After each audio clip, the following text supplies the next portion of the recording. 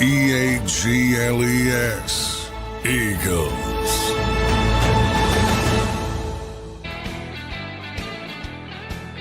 Welcome in, everybody, to a Tuesday edition of Birds 365 here on JAKIB Sports. I'm your host, Zander Krause, joined by John McMullen, the #1 Eagles beat reporter in town. Give us a follow on X. John is at JF McMullen. I'm at Real Zander. We'll be with you for a full 2-hour slate today here on Birds 365. We'll be talking to Chris Franklin coming up in hour number 2 at 9:20. So looking forward to talking to Chris. Eagles division rival Dallas Cowboys drop another game last night, 34-10.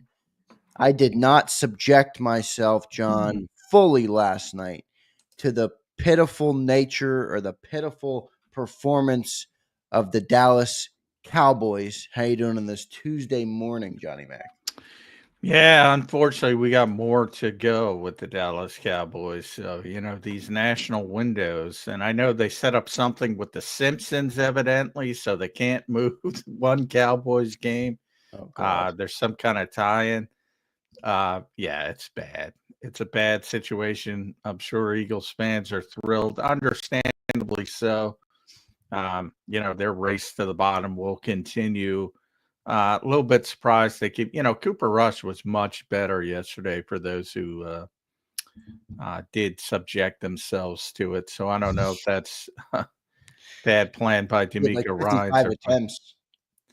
Yeah, I mean, he threw for 350 yards. Of course, he threw it 55 times because they're behind right away. So for those people, the balance people, that's what happens when you're losing. You got to throw it 55 times. But he made some decent throws, but still, I mean, you got Trey Lance. I mean, see what he has. You're losing. You know what's astonishing? We talked about the Cowboys at home. And by the way, AT&T Stadium's falling apart. Maybe they should put curtains on there. But they went undefeated till that playoff game against Green Bay. Now they're the first team in NFL history to be down by 20 points at home in 6 consecutive games. It's unbelievable. I saw a graphic the other day on social media. I wish I could find it because I would love to put it on the screen, but that thing is long gone. Every team in the big 4 major sports, every single team in the big 4, so hockey, baseball, basketball, football, has won at home in 2024. Except for the Dallas Cowboys. They're the only team that has not won. And when you add in how good they were at home, that's how quickly it can fall apart in this league. It's almost like last year when the Eagles started 10-1 and they can't win a game, and you're scratching your head. You're trying to figure it out.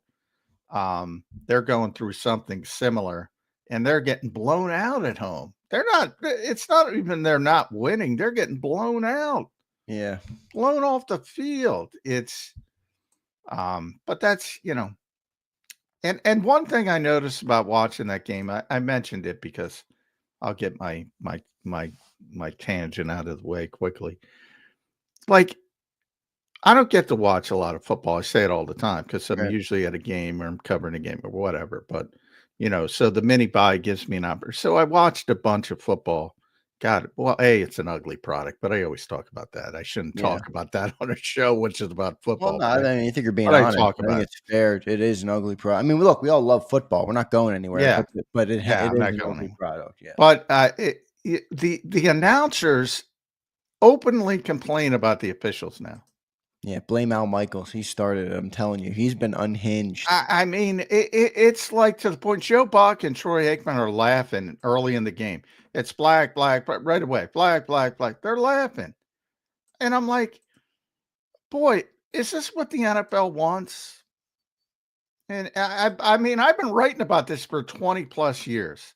And I constantly say, well, you can't solve a problem if you don't identify it, number one. So nobody can identify it because they're all angry at the officials. The officials aren't the problem. It's the goddamn legislation. It's so overly legislated. They're doing what they're told to do. Now, I'm not saying they don't make mistakes. They make mistakes all Yeah, the right. time. It's But easier to make mistakes, though, to your point, when there's 6,452 exactly, things to call. exactly. Now, I saw a game where they had 3, 4 um, illegal formation penalties, and 2 of them happened to call back big plays, and it was Tennessee, and Callahan's going nuts on the sidelines. It's like the offensive tackle on the second, the offensive tackle's lined up in the freaking backfield, and he's going unhinged. How about teaching the moron to check with the official and get up? But the whole point of this is it's the over legislation of this league. And then if you don't teach the over legislation like offensive tackles, which has been a thing, and you better get up at least in the realm of the line of scrimmage, not like you're a fullback or a wingback. It works both hands. So these coaches, I mean, get a grip. Teach your players how to be at least a modicum under the rule. And from the league's perspective, my God, nobody understands these rules. Nobody. Yeah. I've been watching the game for too many years to count. And I remember going back, I tell the story all the time. Terry McCauley thought I was calling him out. I wasn't calling him out. I said, dude, the game's so over legislated, even you don't know the rule.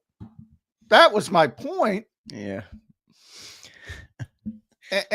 And it is unbelievable. But the bottom line is the ratings keep going where the ratings go. Yeah. Nobody turns it off. So from their perspective, they're like, well, nothing's wrong. So what are we going to change?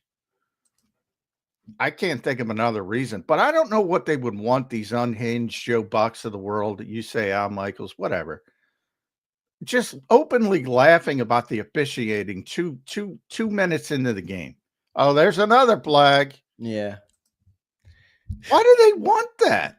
I don't know why they want that. Well, like you said, their ratings keep going up. And then look, this might be the comment of the morning so far. Joe Whip, thank you, Joe. More penalties means more TV time, more commercials, and more money. And the ratings keep going up. They don't give a shit, Johnny Mac. Well, I'd like the conspiracy theory, but those are all prepackaged, and there's a certain number. That's not the case. But what is the case? Maybe what is the case is I was thinking about it because Jerry Jones is there, and he's always, they always got his stupid face plastered on the TV when the Cowboys are playing. And I'm thinking, the league's exactly like Jerry Jones. As long as you're talking about it, they love it. So if you go on Twitter, what's the first thing, fan? Every game. Oh, this call. They don't even talk about the game, but they're talking about it. Blaming the officials for this, blaming the officials for that. I saw your tweet. The Jerry Jones rules apply here. I think you're right, especially when the ratings are where they are. It's not like they have an NBA problem where they're down. You know what I mean? They're down and they're looking to get back. Keeps going up, and everybody says, I got that tweet. What happens when people tune out? And somebody asked me. I go, you don't tune out. That's the problem. To be fair to the NFL, and I'll give them this. Hockey's just not as consumable for the vast majority of Americans like football or the other sports are, but they're still a way better product than the NBA. I mean, I know you're an NBA guy. I don't know if you've watched the NBA this year. I can't watch the Sixers, but it is. No, I don't have time this time. I'll get back in the playoffs, but regular season. But that's the point. The regular season is hard. It's unwatchable. Sport. That baseball's that's what I'm saying. unwatchable. That's why football continues to dominate because it's over legislated, but the players still play. I mean, there's still a lot of good to it. And one thing though that somebody brought up and is correct, and I've written about many times. This league wants to, and you heard Roger Goodell. They want games. They're going to go back to Brazil. They want games in all these foreign markets, and nobody fucking understands the game. Who would understand this game if you didn't grow up with it and were indoctrinated it is with a complex game. It's a lot more complex than, soccer, kickball, and net. Yeah. Yeah. And they want to open up these foreign and people who didn't grow up with football are like, what the fuck is this? What are they doing? What does the flag mean? What does this mean? What does this mean? And they want to open up. They are so off base when it comes to growing the popularity of this game worldwide. Because they, it's the ugly American syndrome where everybody thinks everywhere else in the world should think like us. And it's not that way. You can wish it was that way, but it's not. And this league assumes that everybody else will be like Americans who were indoctrinated with this sport and understand it. And they don't freaking understand it. And you don't make it easy for them. Could you imagine trying to learn what football is? Yeah, I have let me show you. This, if you're in that camp, okay, if you're in that camp, and we have many foreigners who listen who are outside the country. If you're in that camp, you got to read this book. I got my green screen's let me turn off my green screen real quick. You got to read this book. It's called "Take Your Eye Off the Ball." It's actually a really good book, John. But it teaches you how to watch football without just watching the. Take your eye off the ball. Yeah, exactly. Take your eye off the ball. Watch the game. But you're right though. It's a very complex sport. And they're selling it to all these other markets now. But interesting discussion there. And you're right. Over legislated for sure. I want to thank everybody, by the way, for being here this morning. We got a good crowd already in here. Johnny Mac, don't forget to hit that like button. Everybody, I see my man James Carver's back in the chat. James, good to see you, brother. Hope everything is okay with the leg. Good to have you back in the chat. The chat is not the same without the legendary James Carver. We appreciate you being here. Joe Whipp, good to see you. Brian Fleming, Devontae, Real Zeal, Suplex City. The jersey giveaway commenced yesterday, everybody, and there'll be another one this week. Yeah, there will be another one. John is now submitted to telling me I'm giving away a jersey a week, which might end up happening with the way this team is going. But we did give away a jersey yesterday. He claimed it on YouTube. Did not yet email me, but he was in the chat. He dropped a super chat on the afternoon show. He did claim the jersey, so I will be sending him out that jersey. Congrats to our winner who got that yesterday. John, let's get into some Eagles topics. A nice little tangent on NFL and refs and Cowboys. By the way, one other point. I mentioned the Cowboys haven't won a By the way, game. Derek Barnett. I should have mentioned that. Big play. Oh, yeah, we got to mention Barnett. Big play by Derek Barnett. Also, the Derek Barnett experience. He also had a personal foul in the game, but he made a heck of a play. Strip sack was an interesting play because he had a strip sack of Cooper Rush. One of the Cowboys offensive linemen got the fumble. And then he fumbled when I think it was Jalen Petrie, the Texan safety, hit him. And then Barnett scooped up the ball and scored a touchdown. DB doing the job. And he also got a personal foul. Yeah, that's it. That's the Derek Barnett experience, all wrapped up into one football game on prime time on a Monday night. Good stuff. John, is Derek Barnett better than Bryce Hoff? We will take your comments in the chat, everybody. Oh boy. I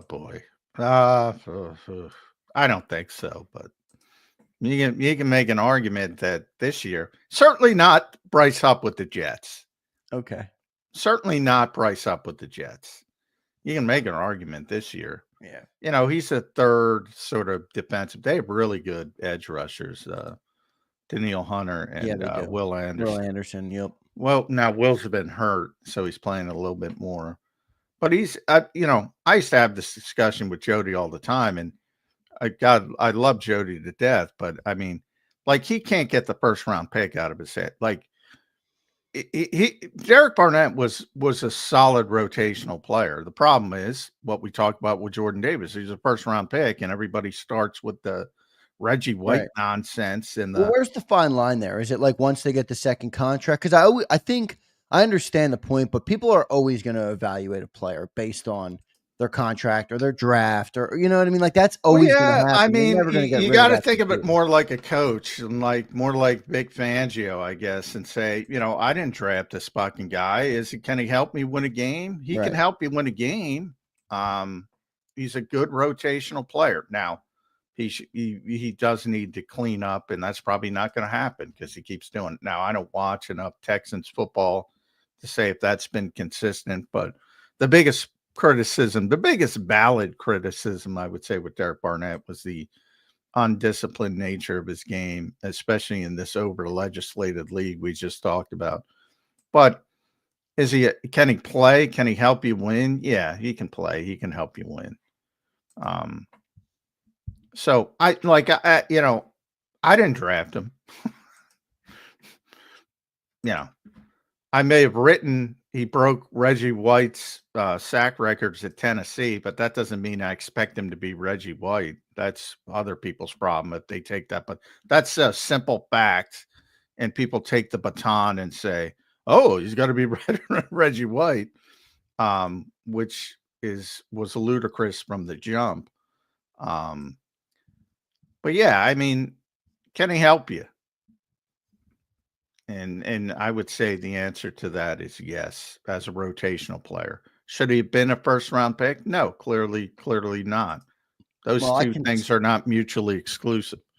I can sleep easier at night knowing that maybe Barnett was a bust for us in Philly, but at least he contributed to the Super Bowl team that raised the trophy in the city. So, all right, I got a little something. That alone should give you exactly. That's enough for me. I mean, I'm good. I know we want everybody to pan out, but he gave us something on the Super Bowl team, as well as guys like Nelson Aguilar, and I'm good with that. I can live with that. I would say he not only gave you something, he gave you a lot on the Super Bowl team. The thing about Derek was he was probably better as a rookie and got progressively worse. As the expectations grew, and look, he didn't handle the media stuff well.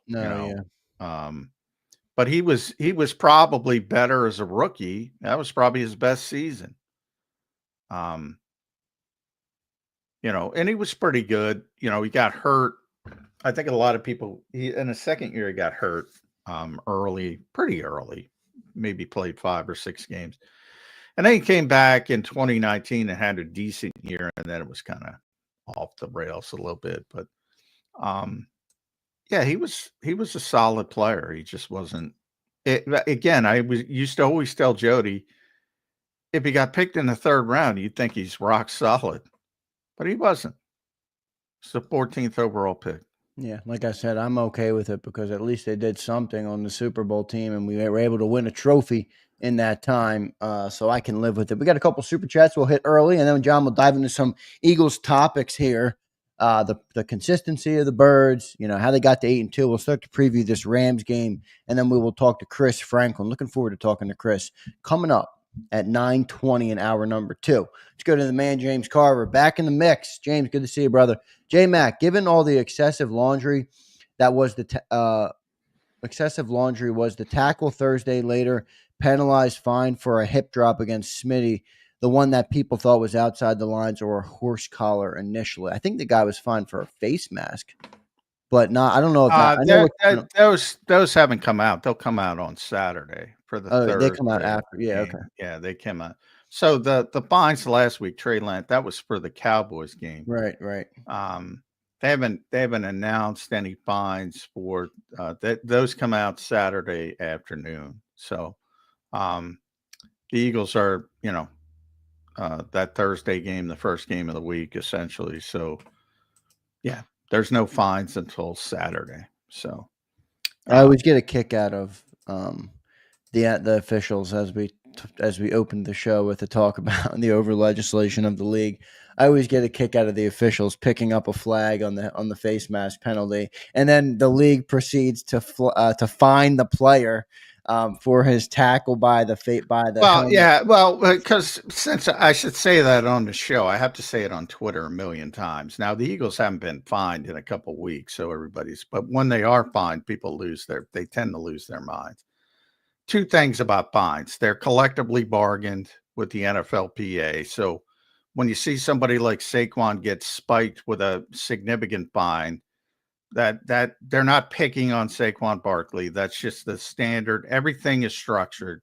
If you're penalized for the same thing, he's been penalized for using his helmet a few times, so it raises. That's number one. Number two, I get. Oh, the NFL loves getting their money back.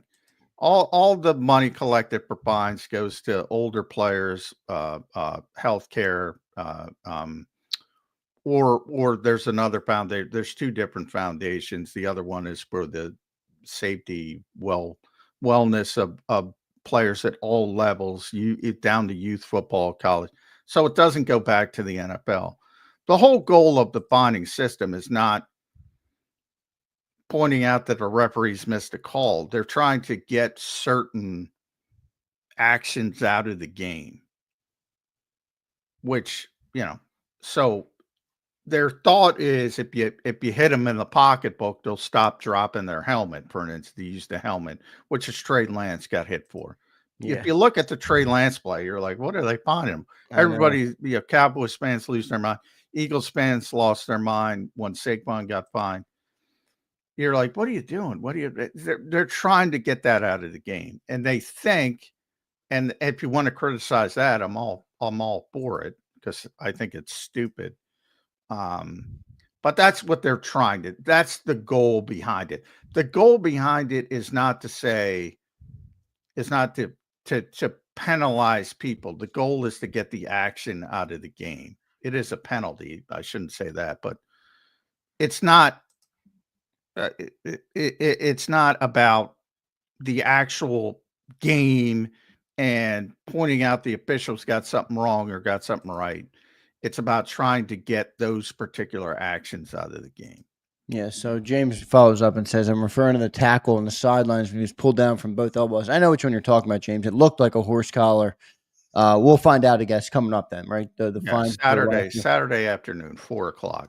So no update yet there, James, on the fine. So pay attention to my Twitter. I usually do it right away when I get the information. If any Eagles or any of their opponents are fined. Yeah, so Johnny Mac will put that out on his Twitter coming up. Old Eagle fan checks in. BG just said on WIP that the receivers were claiming the Commanders' new plays and routes that were coming because of Brian Johnson. Interesting. That is interesting. But I don't know. Obviously, I'm doing this show, was preparing for the show. I didn't hear Brandon Graham this morning on the radio, but what do you make of that, Johnny Mac?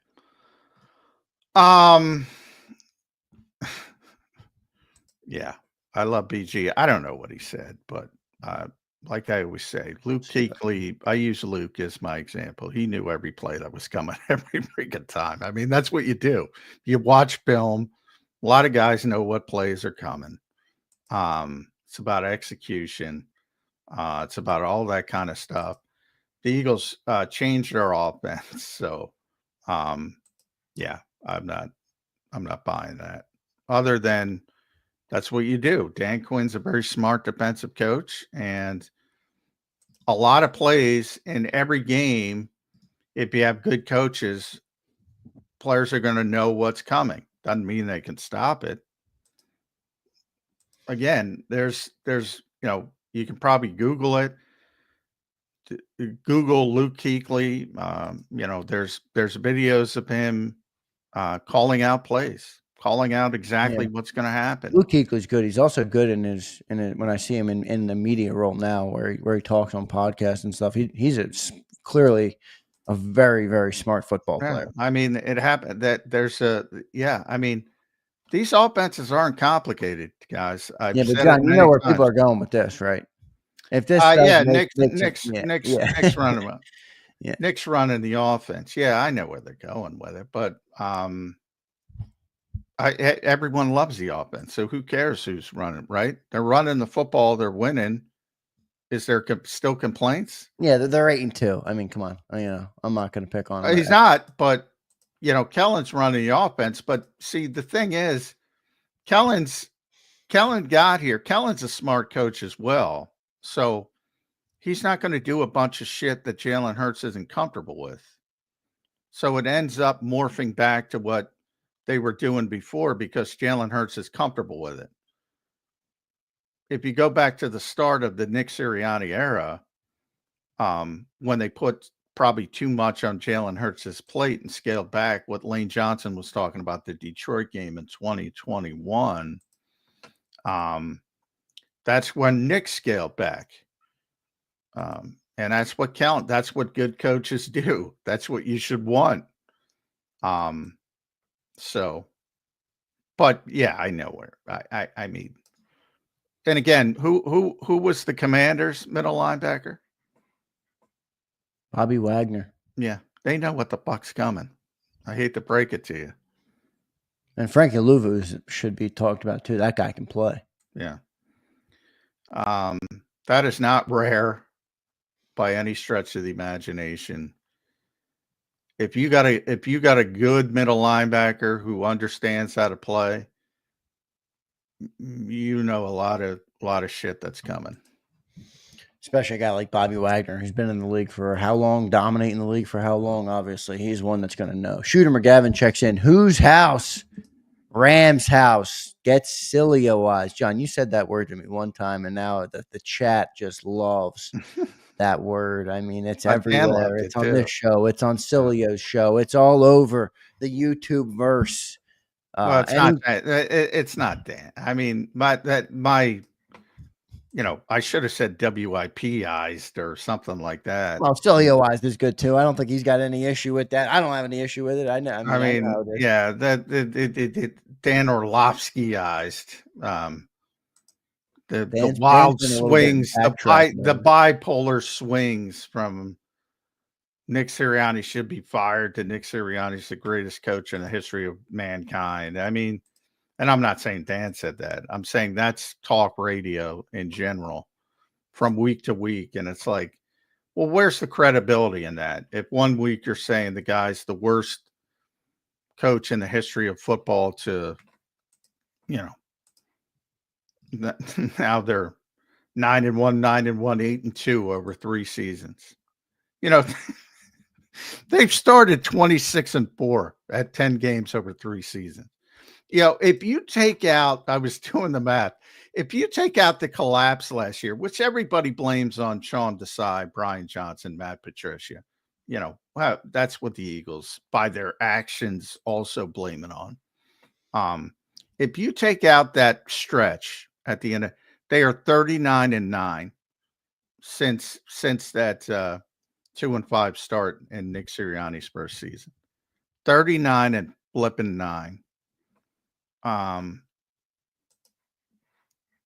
Yeah, I don't think anybody should mention the word fired with Nick Sirianni.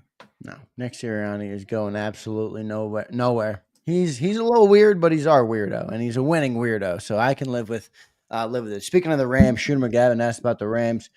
John, a little bit far out still. It's a Sunday night football game, so it'll be a late night again on Sunday night going into Monday. Start the week off on a late night. Looking forward to doing that. How do you see this game just from afar right now? I always think this Rams team is kind of a sleeper team where they can play good because they got Matthew Stafford. And when they do play good, it looks really good. You guys saw the game a couple of weeks ago when Stafford kind of got back to clicking. But they go up and down. It kind of depends who you get with the Rams. How do you see this game about 5 days out right now? I think it's a good test from the standpoint of how they play. They have a very smart quarterback. Good take. You have all the motion. This is the king of motion, the king of the illusion of complexity. And it's a good test for the discipline for the young players on defense. I'm sure Vic will be harping on that this week.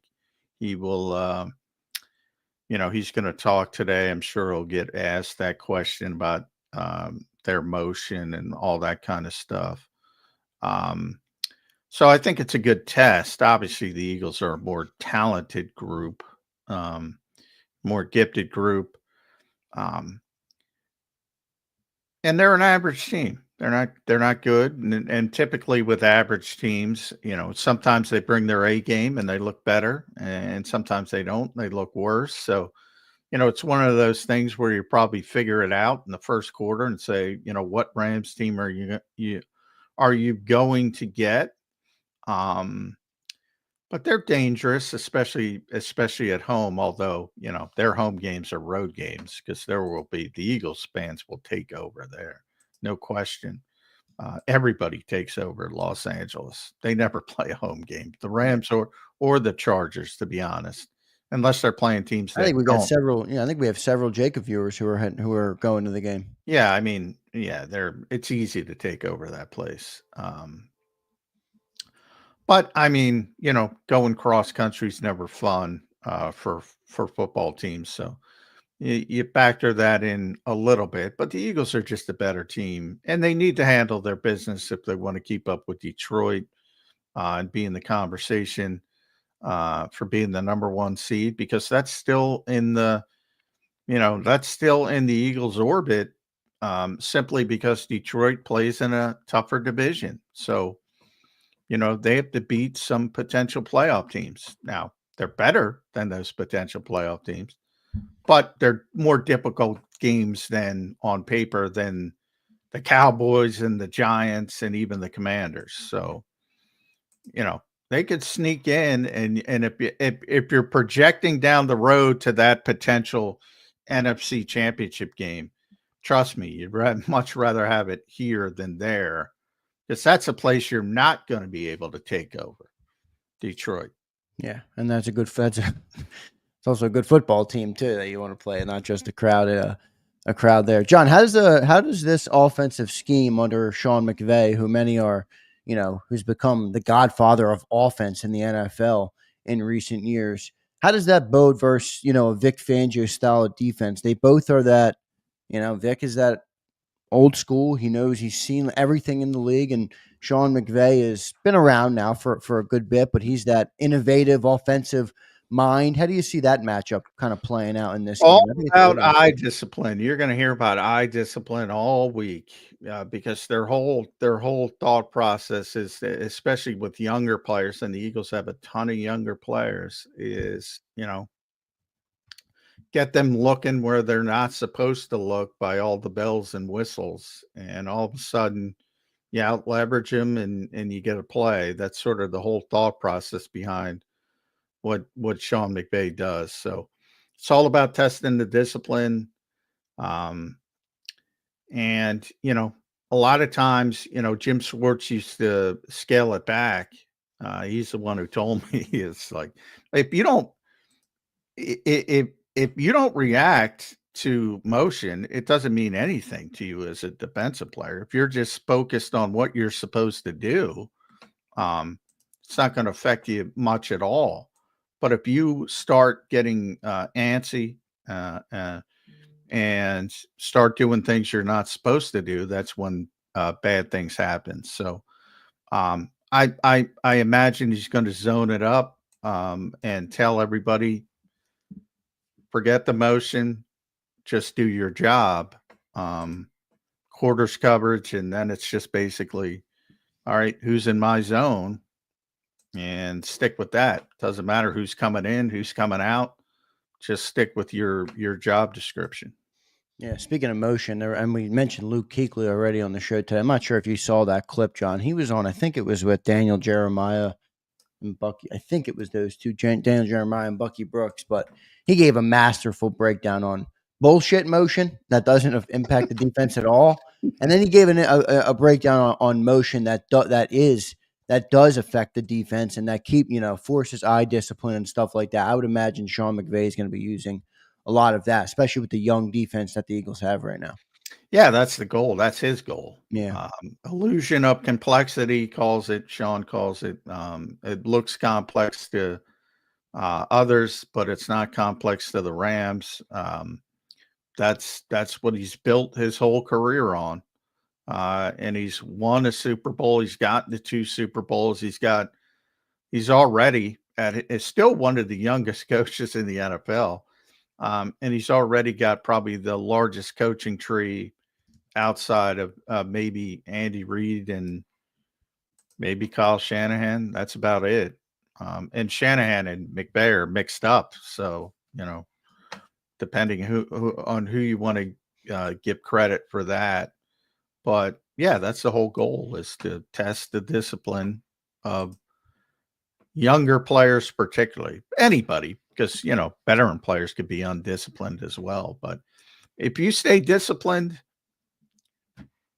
it's not an issue. We'll see how it plays out. John, coming off that Commanders game, I know everybody's excited about the win.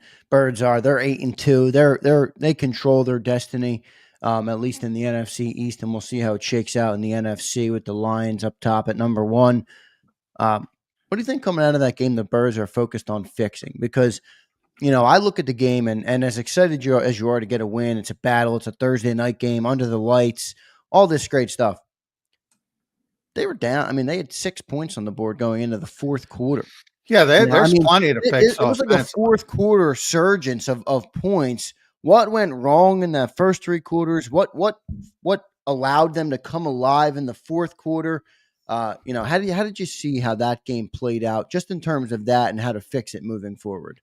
Well, the offense is, there's not much to fix on the defense. You never want to say that it was close. Yeah, I mean, you can't play much better than the defense has been playing. So, I mean, I know that's not how Vic will approach it, and he'll have plenty to hand wring about. But I think if you're realistic, there's not much to complain about.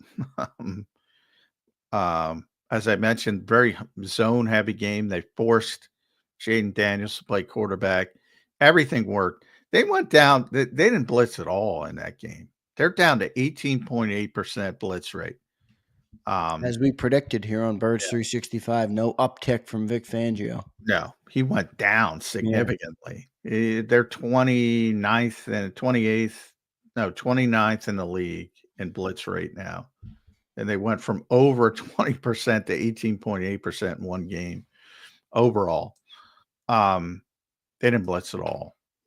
First 7 drives, I said, it's honest, NFL charted it. Not one snap of man coverage. And it worked. I mean, it worked. Jaden Daniels was a shell of himself. Worked perfectly. And I don't think he can do that against Matthew Stafford.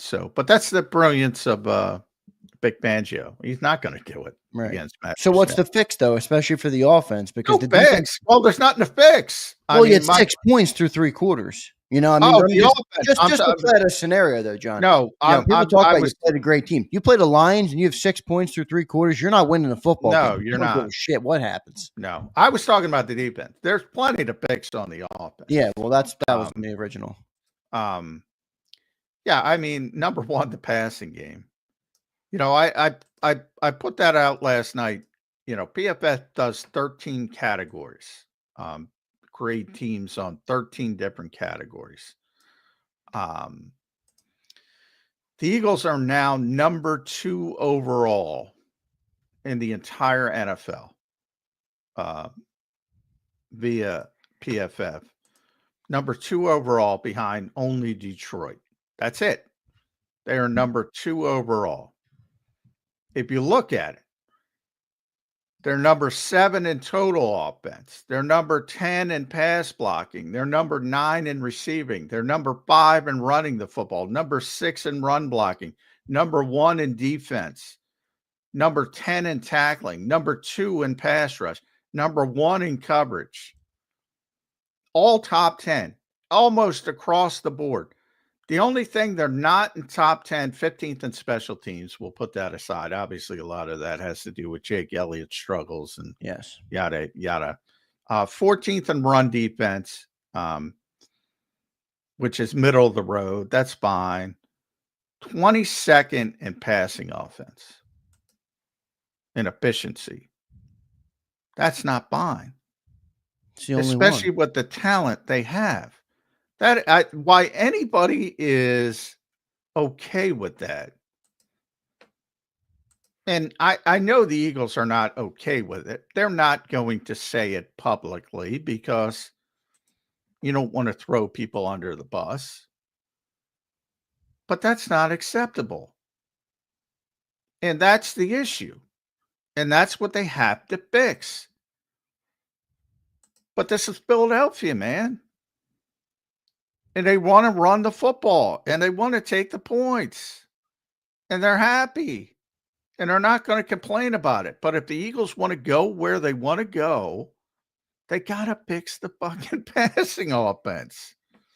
You got AJ Brown, Devontae Smith, Dallas Goedert too. We can't leave him out there. Dallas Goedert. No, I'm getting everybody. You got the best offensive line in football, or if not, the second best behind Detroit. But either way, you have all this around, and you have the 22nd most efficient passing offense. That is not, how is that acceptable?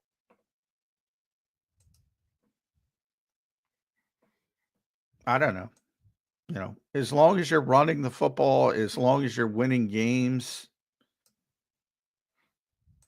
I'd be, you know, people like winning, so they're not going to complain if you don't win. But I think if you're smart, and I think the Eagles are smart, they're trying to fix it. But it's becoming a problem.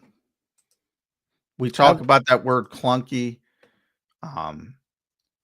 and whatever. If you want to blame Nick Sirianni, go blame Nick Sirianni. If you want to think Kellen Moore's not able to run his offense, I don't care. Think what you want to think.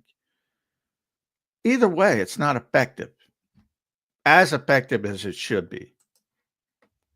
Every category, almost, they're in top 10. An offense, defense.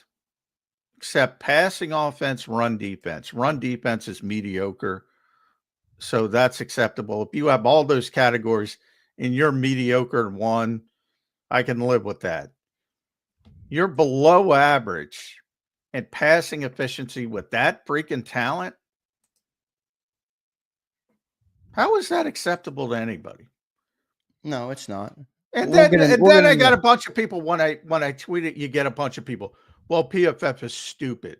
All right. If they're stupid, are they stupid grading them number 2? No, you love that. Number 2 overall. That's great. But they're stupid with the passing offense. They're picking on the passing offense. They tell you everything else is freaking great, but they're picking on the passing offense. For what reason? What's that conspiracy? John, do you know what the number is on that 22nd rank since the bye week? We'll get into the solutions and what we think the problem is in a second. But just, many in the chat are saying, well, it's been better since the bye. I don't know if it has, the passing game, because they've doubled down on the run so much. I don't know if they let you filter it. Their best passing game was against Cincinnati. Their second best was Jacksonville. So most of this is after the bye. Third best Giants, fourth best Saints, Atlanta, Washington, Dallas, Cleveland, Tampa, Green Bay was the worst because of all the turnover-worthy throws. Right. That's the list. So, yeah, but Cleveland was after the bye, not good. As far as efficient games, they've had 4 efficient games where you'd say they're above average. Cincinnati, Jacksonville, at the Giants, and at the Saints. And the Saints is barely beating it. So 4 out of 10. Where you say, all right, that's good enough.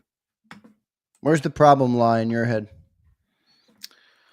The biggest problem is the quarterback. But, when I say that, people are going to lose their mind because it's encapsulated in more than that. All right. The biggest problem to me is football coming out on time, taking what's there, taking what's designed. So that's the biggest problem. However, the coaches are there to teach the quarterback to do that. So when you say the quarterback is the problem, and you say because of, the problem is he's not getting the football out on time, too many late throws, things like that. Why isn't he being taught this? Why isn't he improving at that aspect of it? And again, if you want to blame Nick Sirianni, protect Kellen Moore, by all means. If that makes you feel better, feel better. bottom line is it's not happening. So, and I think everybody who's honest with themselves, again, plenty of places you can go for cheerleaders. I think everybody who's honest with themselves sees the same things I see. Way too 4 or 5 times a game you're saying, all right, that ball's got to come out. That ball's got to come out. Why isn't it coming out? And that a lot of people share in, not just the quarterback.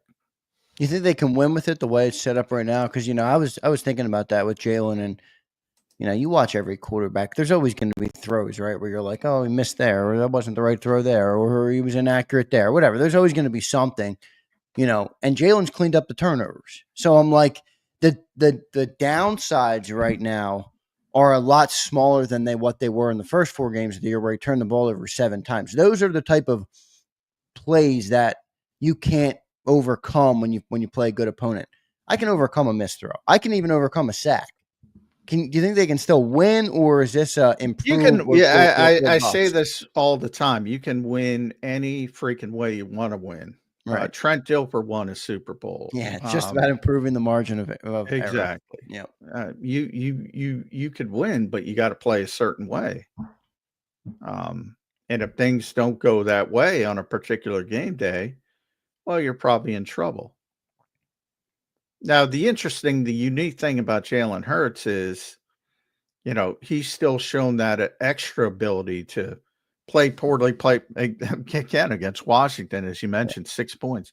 Play poorly, or not even, if you don't like that word, play mediocre, whatever word you want to use, and then bang, make a couple big plays and go win a game. So. It's probably his best attribute, or it's my favorite attribute. I mean, you watch other quarterbacks who just completely get out of the game when they mess up. Jalen, yeah, exactly. So he does. He's relentless. That's the word I always use. But if you're ignoring the problems, you're ignoring the problems, and there is no reason this passing offense shouldn't be top 10 from a talent perspective. You could argue top 5. I mean, people thought they were going to have the best offense in the history of the world. What happened to wanting the number 1 offense? Right now, the defense is better than the offense. I never thought that would even be in the equation, that we would be having that discussion. Yeah. But the defense picked them up against Washington. Yes, they did. The defense has been great all year. I mean, shit, when you're ranked like they are in defense, it makes it a lot easier on your offense to win football games. I'll remind everybody, if that defense wasn't playing that good, we would not have won the Commanders game. We went into that fourth quarter with 6 points on the board. We're lucky it was a 10-6 game. So the defense is doing more than their part, arguably. John, we always talk about players first. To me, this feels like a Jalen Hurts problem. Now, I'm not as doom and gloom on it. Admittedly, I feel like the team is set up, but there's many comments like this. Let me pull it up. Let me see if I can find it. It was just here. There's many comments like this. Bodaskatra, I don't know how to say his name. He says he gets saved by the best team in football. What do you say to something like that? One of the winningest quarterbacks in the NFL. No, I don't agree with that, but I do think it's fair to point out that there are still areas to grow. I do think when everybody got excited about the Lane comments, I did think that they missed that, why that was a bad thing. When you're scaling back, and remember what Lane's exact comment was.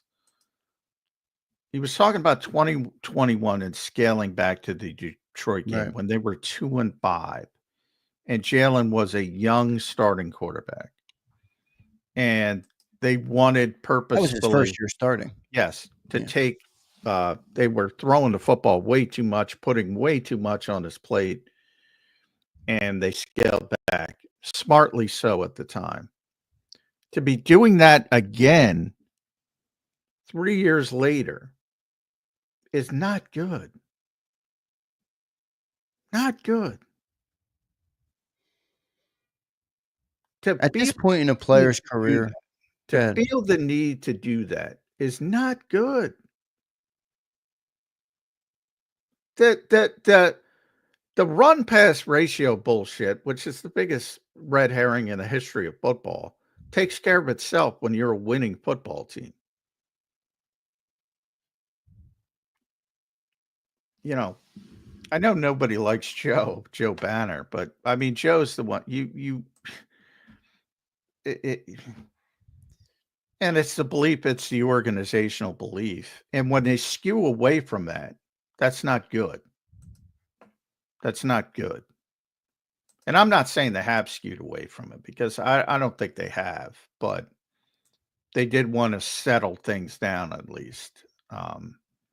And, you know, again, blame whoever you want. If you want to blame Nick, that's what he's there for. If you want to say, oh, they're scaling back to Nick Sirianni's up, have at it. Who cares? The point is they want to become a certain way, and they've not been able to overcome it. And if they don't reach the Super Bowl, not that they can't reach the Super Bowl, because maybe this defense is lights out for the rest of the year. And maybe they get to the Super Bowl against Kansas City and win 14-6. You can do that. There's no rule against it. I wouldn't bet on it, but, you know, you could do it. In this era, I think eventually you're going to hit an offense that is going to score some points. I mean, you would think, yeah.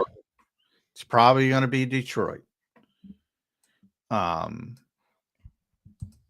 you know, maybe somebody else does you a favor. Maybe somebody knocks off Detroit. They have a shitty game. Another 5-interception game. A lot of things. They might win. They might still win, John. Might still win, but a lot of things can happen. Injuries still to come. But I gave you all the numbers. They're top 10 in basically everything except two things: run defense and passing offense. And run defense, that you know, they're mediocre.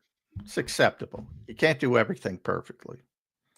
And their pass defense has been so good that, you know, maybe teams are running, maybe that affects it as well. But this is about efficiency. So it's not, I shouldn't even bring that up. The efficiency is mediocre on run defense. Passing offense, it's below mediocre. Again, with A.J. Brown, Devontae Smith, Dallas Goedert, Lane Johnson, Jordan Mailata, et cetera, et cetera, et cetera.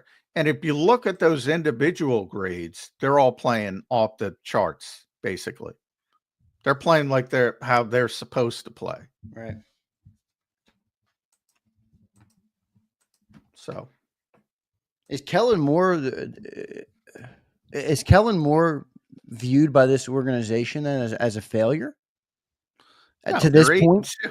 They're 8-2. Yeah, I know, but why was they don't view anyone as a failure? Well, I know, but hear me out. I think it's ironic. And their offensive coordinator was deemed a failure. They're 22nd in passing right now. Was Kellen Moore brought here to hand the ball off to Saquon Barkley and say, oh, wow, we got another 200-yard game? Or was he brought here to improve the passing game? Now, we could put more of it on Jalen. That's a fine response. If you think, okay, it's not Kellen, it's Jalen, that's fine. But is it Kellen? And if it is Kellen, wouldn't that mean he's not living up to what he was brought here to do, which presumably is to improve the passing game of the Philadelphia Eagles offense? Yeah, he was definitely brought here to improve the passing game and improve the quarterback, number one, and help the quarterback. So by that definition, it has not worked out to where they wanted to have worked out. But again, you know, that doesn't mean it can't work out. And that doesn't mean you can't have growing pains and grow from it. Right. That's fine. But right now, and this has been the history of the Eagles, and it's not necessarily a bad thing, except when you're looking at the overall bigger picture. When they get in the guts of a season, and again, I think this is mainly a positive for Nick. They just want to win the next game. That's it. By hook or by crook. Right. And right now that has meant doing other things away from the passing offense. Yeah, because you don't fix something like this in the middle of a season. You just keep rolling and you try and win games, like you said. But that's why I said when Lane said what he said and everybody basically cheered, I was like, yeah, that's not necessarily a good thing. I mean, it's not necessarily a good thing. But if Vic keeps this defense humming like they're humming, number one defense overall. I think they're number 2 by traditional models, but number 1 defense in the NFL. I would have put you in a sanitarium if you would have said that was oh going my to happen. gosh. I mean, that is crazy. That is crazy. And by the way, Vic Fangio's never had a number 1 defense. Never. The Eagles haven't had a number 1 defense since Bud Carson. Jonathan Gannon's defense was number 2. They were 12 yards away from being number 1, but they were number 2 in the Super Bowl season. And again, they're number 2 now by that model, number 1 by PFF. Whatever. They tackle well, they rush well, they cover well. That's everything. Top 10 in everything. Number 1 defense overall. Can they sustain that? I don't think they can. I don't either. I also don't think they need to. No, they don't. Well, they shouldn't. They might have to. If you want to play this way, right? They might have to. Yeah, if they don't improve the passing game, they're gonna have to, or else they might get busted by a good team. A couple super chats on this topic, John. I do think it's an interesting one, and people in the chat. I mean, guys, I love you all, but why do people get so like? We're not crying. We're analyzing the football. This is a football show, guys. Right. It's we're not crying. I'm not bitching. We're not. Trust me, I don't trust me. We're analyzing the football team. I do not care to cry. I don't care. Yeah, I mean, good Lord. Jay Perfect checks in. I mean, if you disagree, that's fine. But we're not crying about it. We're analyzing the game. If you have a problem with it, then go to another show.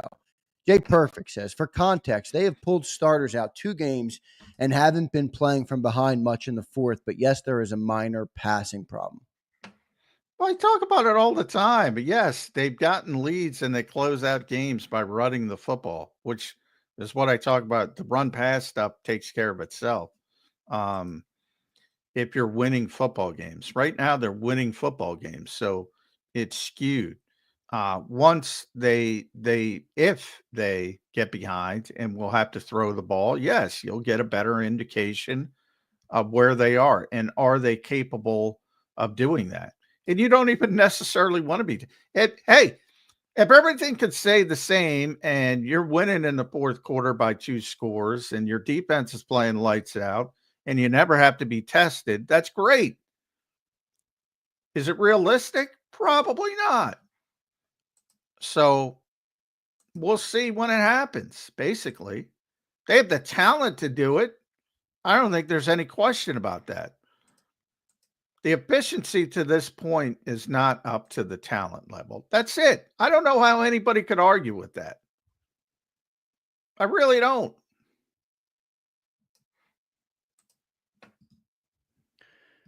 Josh B says, do you think we should draft a new quarterback? Oh, God. Here we go. Oh, God. No. No. They're fine at quarterback and even a backup quarterback. They traded for Kenny Pickett to have a backup quarterback for, excuse me, multiple years. So they're good at quarterback for the time being. But, just because you point out that somebody needs to improve something doesn't mean that's what bad organizations do. Make rash decisions. Jalen Hurts does many things well. And there are games he's won by himself this year lifted with big runs and big plays and extended big first downs. Again, all of this is based on winning the Super Bowl. They're already a good team. They're already a playoff team. Yeah. This is all based on going to the ultimate goal. Can you get there? You're already a very good team. Well, some people say, John, they're a Super Bowl contender with Jalen Hurts, and they're a pocket passing quarterback away from a dynasty when you look at this roster. I know you say we overrate the roster a lot. You think that's a well, gross I think embellishment? yeah, I think, they're very top heavy, obviously, and they've stayed very healthy. So I think you haven't seen some of the issues you see with other teams when you start having play depth players. You saw little hints of it. I mean, they're god awful when AJ's not on the field offensively. But only in that case, it was 3 games. You lost Dallas for 3 games, game here and there, but no significant injuries for the most part. And that's been a very positive, and it always is. Sometimes you got to get a little bit lucky. And to this point, the Eagles have gotten lucky on the health front, and that's a good thing. But yeah, I don't think the depth is necessarily as good as people think it is. At certain positions, some Depth is certainly not that great, but shit, they got a good. Every time we talk about those offensive weapons, I think about John. Are you into the? There is another line of thinking out there that I would challenge, but I'd like to get your take on it. Are you under the impression that at 5 years into the league now, Jalen is what he is, or do you believe he can No, evolve and get better? And I don't think anybody's is where they are. Yeah, Because this game moves so fast. Now you're either going backwards or forward. You can go backward too. But no, I mean, he's a very young player still. 26, yeah. Tom Brady will tell you he's learning into his 30s. Yeah, I say that all the time. He was a better quarterback in his late 30s and maybe even his early 40s than he was in his 20s. Yeah. So the more stuff you see, the better you get. And that's why some of these guys can play into their 40s or near 40. Stafford, you're going to see one of them now. Stafford, he's not the same what he was physically, but he's smarter. He understands things better. Nick's favorite quarterback, Phillip Rivers, is perfect as Drew Brees, all those guys, Peyton Manning, and Tom being number 1. You always get better. Always, always, always. If you're, going in the right direction. And I think Jalen's going in the right direction. Well, they're winning games as he's learning. Isn't that? I mean, you could view that as a positive. It's very positive. Better than the alternative, obviously. Very positive. 39-9, as I said. And you can't take out the collapse. Yeah, you can't take them out, unfortunately. Even 40-14 is what the number is. So, I don't know anybody else except Kansas City in that range. So, I mean, what are we talking about?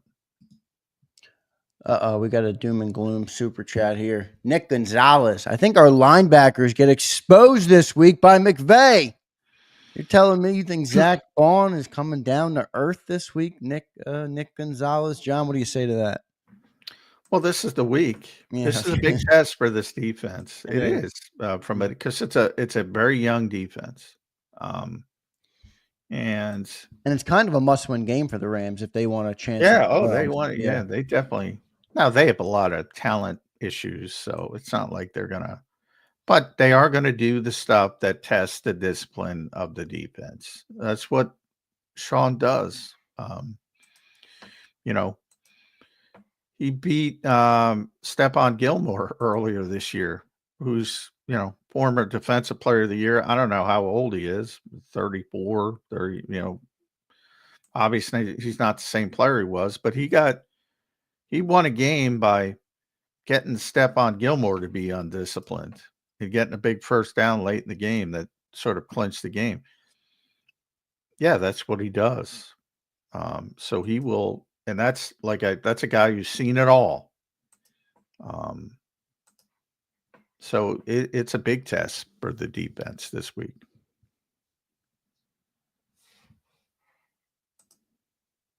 Yep, and so far they've answered those tests, John. They answered it versus Joe Burrow. They answered it versus Jaden Daniels, who I tried to honk the horn to everybody that they were putting the cart before the horse with Jaden Daniels. I mean, I like the young player, but holy shit.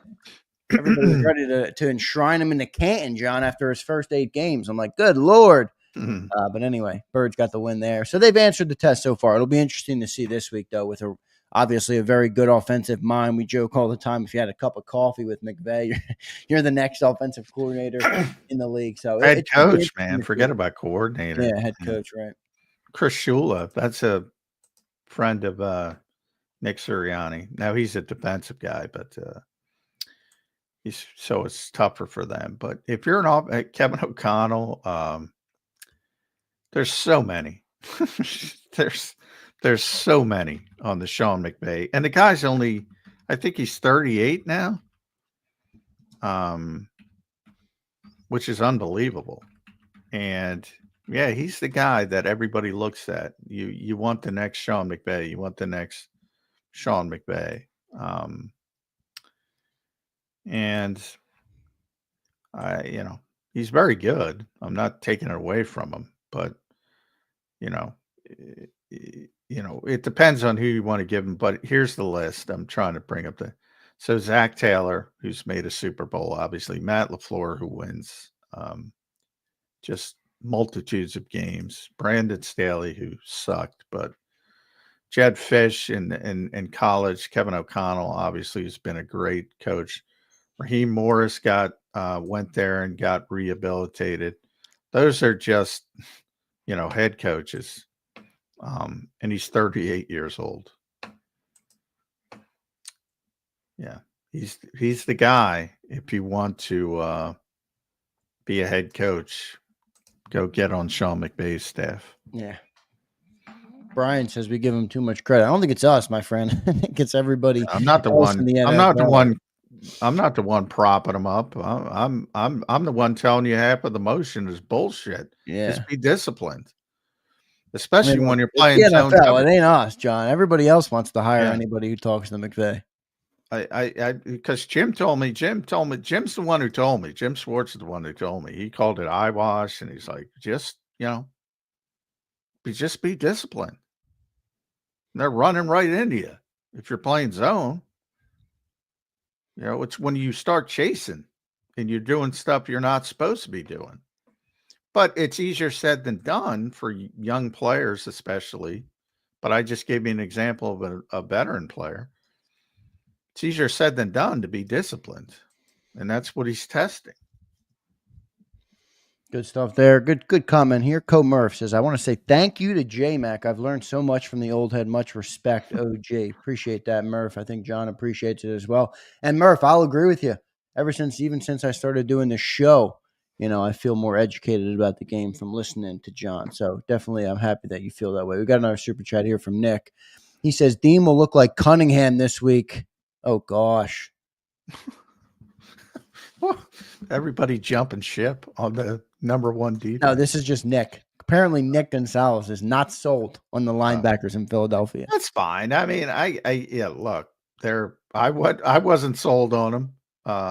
Hey, I like Zack Baun, man. I'm not selling on Zack Baun until he proves to me he's a box of rocks. But right now, I love watching him play. I think he's playing with tenacity. I like him. I'm not jumping ship. I don't know how you cannot like Zack Baun, yeah. But I do think there's something to, the assumption he's going to play at this level moving forward. Probably a little bit pie in the sky. Yeah, there's going to be some hiccups. I say the same thing about Quinyon. Everybody locked down this, locked down that. They didn't even play any press covers. They played all zone. It's coming. I can't tell you when it's coming, but it's happened to Jalen Ramsey and Patrick Surtain. I'm pretty sure it's going to happen to Sauce Gardner. I'm pretty sure it's going to happen to Quinion. That's just the nature of the modern NFL. I can't tell you when it's happening, but it's going to happen. But the defense as a whole has been an amazing, amazing story. No doubt about it. They've been playing tremendous. Good stuff there for the Philadelphia Eagles. We'll get to a commercial break in just a second here, John. We have Chris Franklin coming up at 9:20. Looking forward to talking to Chris Franklin. John, big game this weekend with the Rams on Sunday Night Football. We just broke down a lot of it. We broke down the Eagles' offense and some of the concerns there with the passing game. This guy, Man in Black, is just, Man in Black, I appreciate you being here, but you are dumb as a box of rocks this morning, my friend. He is. It's brutal. He's saying, they said the same thing about the Rams are a test about the Bengals. Man in Black, do you want me to come up here in week 1, do a show and say, okay, the Eagles are going to be 17-0. I'll talk to you guys at the end of the season. What do you do? We're analyzing every single game as they come. What a stupid comment by you, dude. Every single one this morning. I would say the Bengals were a test, and they passed the test. Exactly. They were a test. What a dumb thing to say. Yes, it is. Yes, they were a test. And the Eagles defense did very well and passed the test. And as a fan of this team, you should be happy about that. But it was a test. It was definitely a test. I don't know why it's so hard for him to admit that. But anyway, he just likes coming here and stirring the pot, which is good. There's a place for trolls, I guess, in the world, especially in the YouTube chat box. So we appreciate that. John, any other takeaways on this topic before we get to our break and get to Chris Franklin? Getting to the defense as a whole, look, it's been, and I'm excited to get down there to talk to Vic today, because I do want to talk to him about the motion and the young players aspect of it to get his thoughts. I think they're going to be similar to Jim's, but we'll see what he says about it. I get it. Everybody's puffing out their chest. They should. It's been great. The defense has been great. But this is a test, and hopefully they pass this one as well. Yeah. That's what you got to do. You want to be a Super Bowl team, you got to pass a lot of tests. Man in Black, motherfucker. Dude, people driving me crazy. All right, let's get to our commercial break. Great stuff in the concussion protocol. Nice to see it. Usually, John, it's not from you though. Yours are from me. At least it's not from you. People in the chat putting me in concussion protocol. But I do appreciate everybody being here. Don't forget to hit that like button this morning. Look, I think it's a good conversation. I don't know why people get their panties in a bunch when you talk about it. The offense looks great. A lot of people want. Game is the only. John gave you the metrics. They're top 10 in everything except the passing game. It's a conspiracy with AJ Brown, with Devontae Smith, with that. It's a good conversation. It's a great conversation about this football team and talking about them trying to get to the pinnacle of the sport and what they have to do to get there and some of the things that they have to fix to get there. It's all good conversation, and I appreciate it. We'll get to our commercial break now. Let me tell you guys about the great people at BetUS sponsoring the show today. I put the promo code on the screen. It's YouTube 150. And it gives you a 150% sign-up bonus on your very first deposit. You get 125% on your second and third deposit, all up to $2,000. So deposit less and bet with more at BetUS. Go to betus.com.pa. That's betus.com.pa. They have the fastest payouts in the industry, 24/7 customer support, and they'll even give you your own custom account manager. So big thanks to them for sponsoring the show today. We'll be back in 3 minutes here on Birds 365 with Chris Franklin. If you missed any of today's show on the JAKIB Media channel, listen to the podcast on your way home. Available on YouTube, Apple, and Spotify. He's blocked well and tries to cut through the middle. Oh! Your gut says Miami is going to win, and you should take the over. Your gut also said your NFT selfies would only go up in value. They didn't. But your head is on Sports Grid and knows the QB is in concussion protocol. The backup has a 45 QBR against the zone coverage. The New York D has the most sacks in the league. So yeah, trust your head. It's smarter to be on Sports Grid.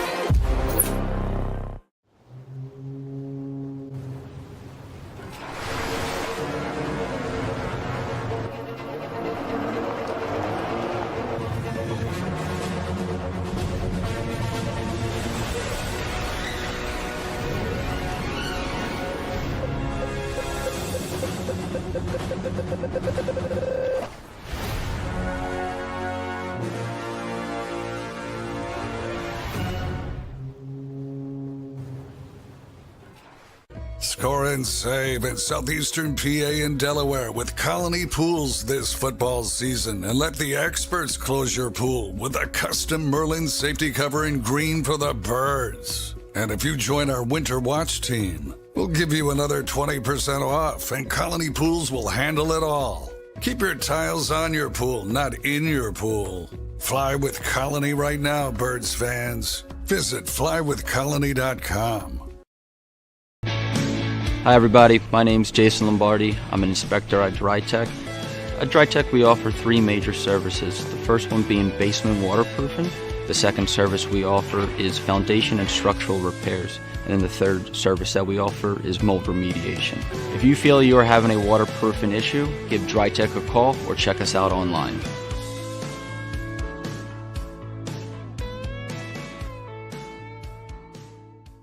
Heading down the shore, have a ball once more.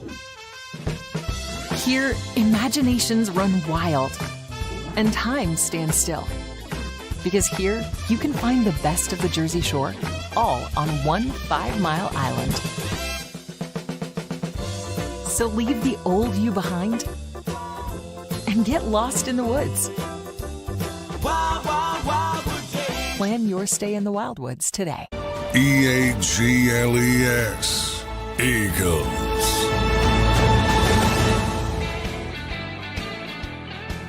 Welcome back in, everybody, to a Tuesday edition of Birds 365 here on JAKIB Sports. Just 5 days out from the Philadelphia Eagles Week 12 matchup. Just to let everybody know, so you know what you're doing and you know what how to plan for the weekend.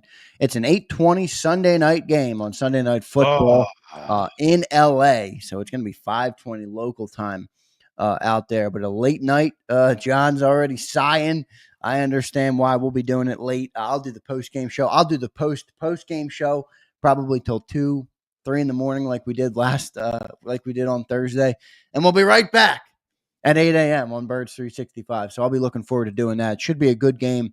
And if the Birds can get to 9-2, it start to really, we're gonna get into that final stretch of the year where you're focusing on the playoffs, trying to improve things like the passing game and clean up everything going into the playoff stretch. So it should be a good weekend, and I'm looking forward to it. John, I want to ask you real quick before we get Chris up. We should get Chris up soon.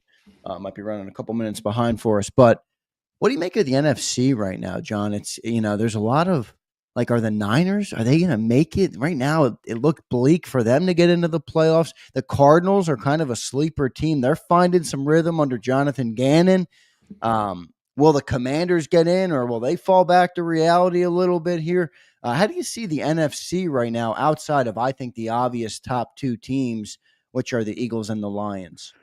Yeah, I mean, I do think after, the Eagles and Lions are clearly the class. I mean, I do think Minnesota and Green Bay are playoff teams and sort of that next level.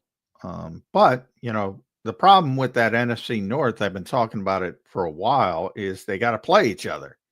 So that alone will take out some wins and losses from each team. And you got a chance, maybe a lesser team will have a chance to sneak in as a wild card. Obviously, somebody's got to win the NFC West. So that will be defined by what they do against each other, because that's jumbled up to the point of, Arizona's 6-4, everybody else is 5-5, I believe. So, as you go down the stretch, between the Rams, the Seahawks, the 49ers, the Cardinals, well, who's going to win those games, those intra-division games? That's going to tell you the tale of that. I think everybody defaults to San Francisco because of their history, but already they lost a big game to Seattle. And Seattle's back in the mix. So, who do you trust more? Kyler Murray's playing the best, no question. So, if that continues, Geno Smith is just rock solid. Brock Purdy, I'm not in love with him. Never been in love with him. Probably never will be in love with him. It's got some limitations, but if everything is clicking on all cylinders around him, obviously they've been a very good team in the past. And then you have the Rams, and the Rams are, I would say, probably the least equipped of the group because of all the injuries they've had to sustain and had to deal with. And now Puka Nacua got banged up again, so we'll see where he is for this game.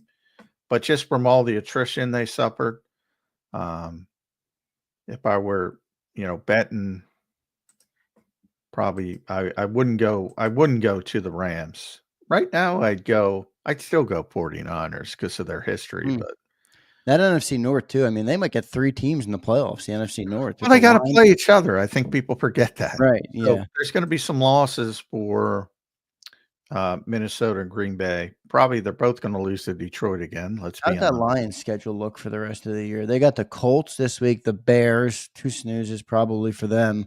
Then they got the Packers. That's a good one. Bills. I believe Bears they already beat. They finish up with the Niners and the Vikings, so they don't have a walk in the park.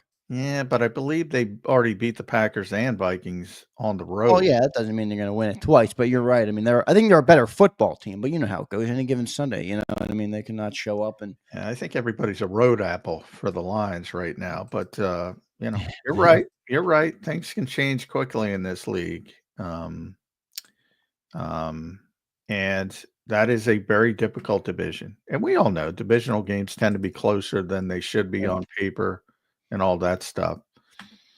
Except for the Eagles-Cowboys games this year. Yeah. That's not happening. And even the Bears. I mean, the Bears have talent now, and they played Green Bay tough. So, they're not terrible. Like the Cowboys and Giants. They're going to ruin Caleb Williams, aren't they? Oh, sure. I wasn't a huge Caleb fan, to be honest, but they're going to ruin him.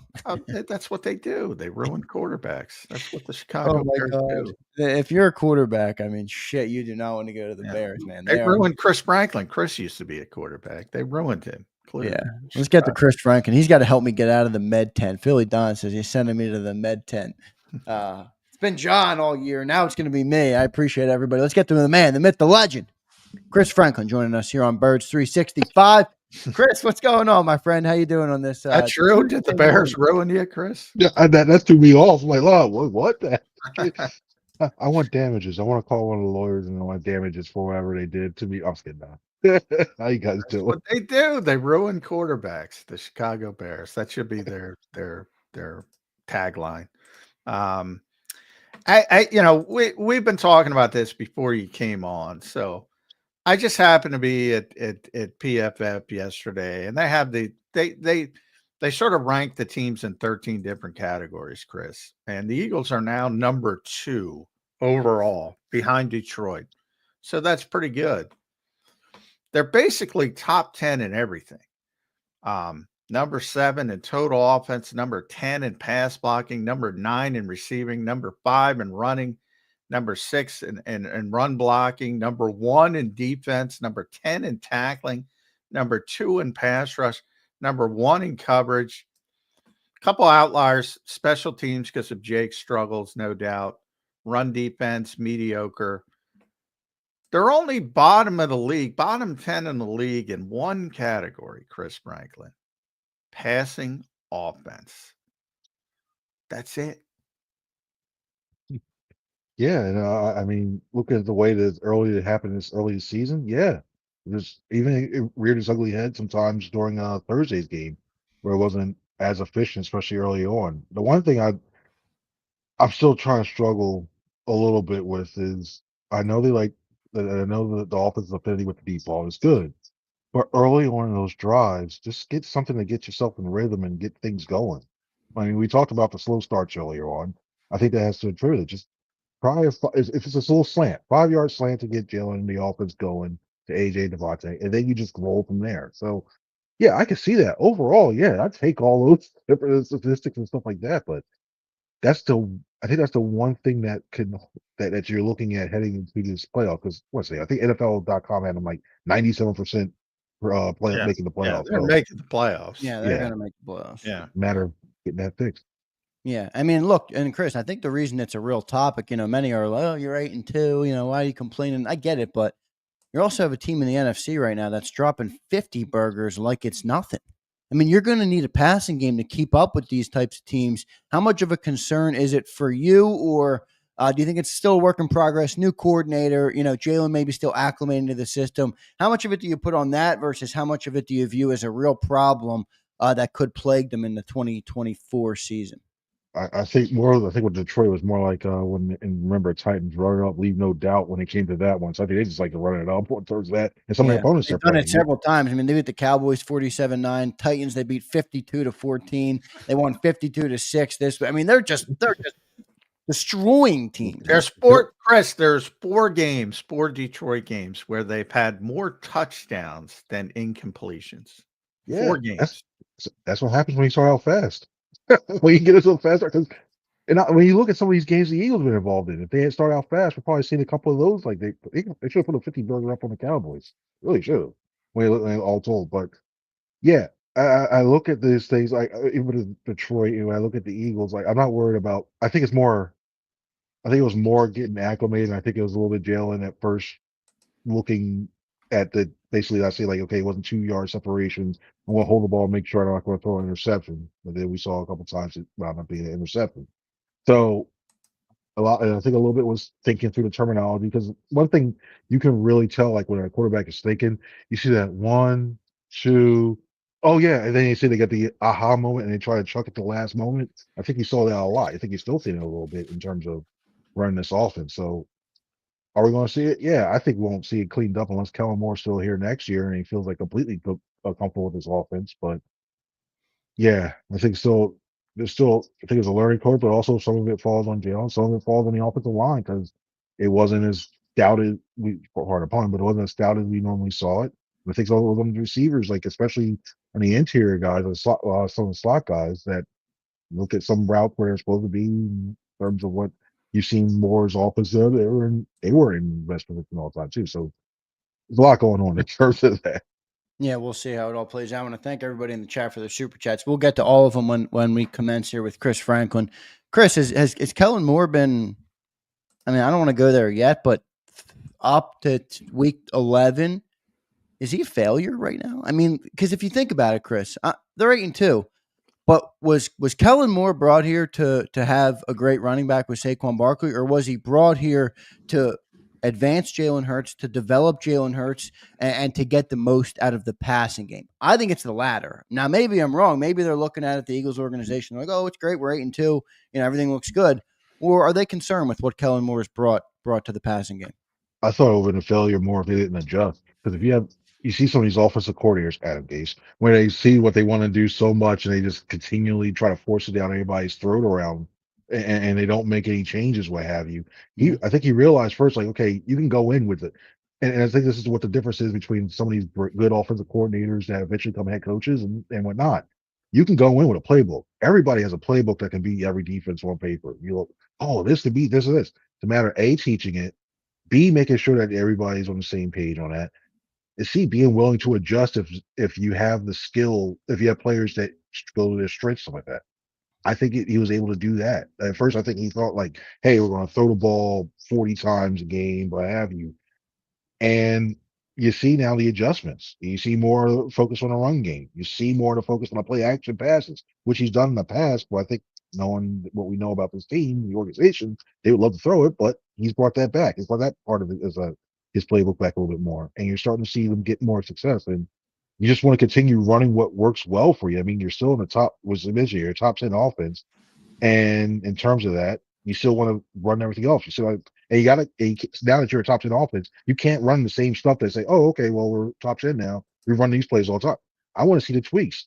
I want to see more of the I want to see the advancement of the offense where it's not just like, a wide receiver screen. I want to see the wide receiver screen and go. I want to see the running backs. The one thing I really want to see is the development of the running back screen get better in terms of that.